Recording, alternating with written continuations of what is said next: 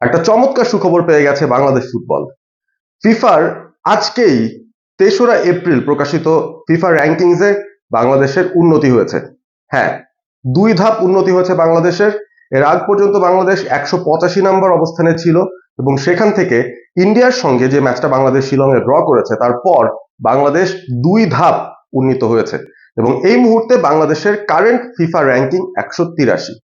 আপনারা হামজা এফেক্টের কথা বলছিলেন, ওই এক হামজা এফেক্টেই বাংলাদেশের এক ম্যাচ পরই ২ ধাপ উন্নতি হয়ে গেছে র্যাঙ্কিং এ এবং যাদের সঙ্গে বাংলাদেশ খেলেছে সেই ইন্ডিয়া ১২৬ নম্বর র্যাঙ্কিং এ থাকা দলটা এক ধাপ নেমে গেছে নিচে, ১২৭ নেমে গেছে। এটাই আসলে হয় যখন হায়ার র্যাঙ্ক একটা দল লোয়ার র্যাঙ্ক একটা দলের সঙ্গে খেলে এবং সেখানে একটা স্টেলমেট হয়। ড্রটাও কিন্তু বাংলাদেশকে অনেক দূর এগিয়ে নিয়ে গেছে, ইন্ডিয়াকে পিছিয়ে দিয়েছে।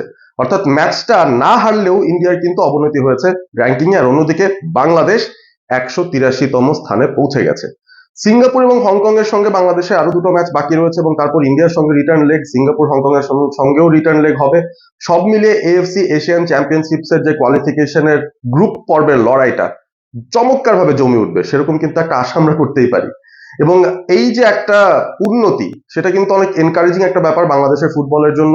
এবং যারা যারা বাংলাদেশের ফুটবলকে হঠাৎ করে এখন খুব বেশি হাইপ নিয়ে ফলো করছেন, আমার মনে হয় এই হাইপ ট্রেলটা সত্যিকারের, দ্য হাইপ ইজ রিয়েল।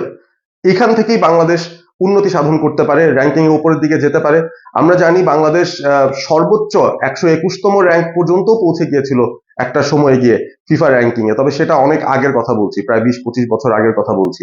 এই মুহূর্তে বাংলাদেশের অবস্থান কিন্তু খুব বেশি ভালো জায়গায় নেই এবং এই ১-১.৫ বছর আগেও আমরা কিন্তু দেখেছিলাম বাংলাদেশ 190 এর ঘরে ছিল, ১৯২ এরকম একটা পজিশনে ছিল। সেখান থেকে বাংলাদেশ একটু একটু করে উঠেছে। জেমি দে চেষ্টা করেছিলেন, হাভিয়ার কাবরেরা তার আমলে এসে বাংলাদেশের খানিকটা উন্নতি হচ্ছে এবং এই যে অরিজিন প্লেয়াররা আসছেন, দলের সঙ্গে যুক্ত হচ্ছেন এবং বাংলাদেশ দলটাকে আরো একটু সমৃদ্ধ করছেন, তাতে করেই কিন্তু র্যাঙ্কিং এর একটা উন্নতির ছাপ আমরা দেখতে পাচ্ছি। ১৮৫ থেকে ১৮৩, ছোট ছোট ধাপে এগিয়ে যাচ্ছে বাংলাদেশ, তবে এগিয়ে যাচ্ছে, সেটাই সবচেয়ে বড় কথা। তো ঈদের চতুর্থ দিনে এসে এই সুসংবাদটা পেয়েছে এবং ভাবলাম সেটা আপনাদের সঙ্গে অবশ্যই জানাই। আপনারা থাকবেন অলস্পোর্ট এবিপির সঙ্গে। ফুটবল নিয়ে আবারও আসবো আরো একটা ভিডিও নিয়ে, definitely. Stay Assam, stay all sport with all sport ABP.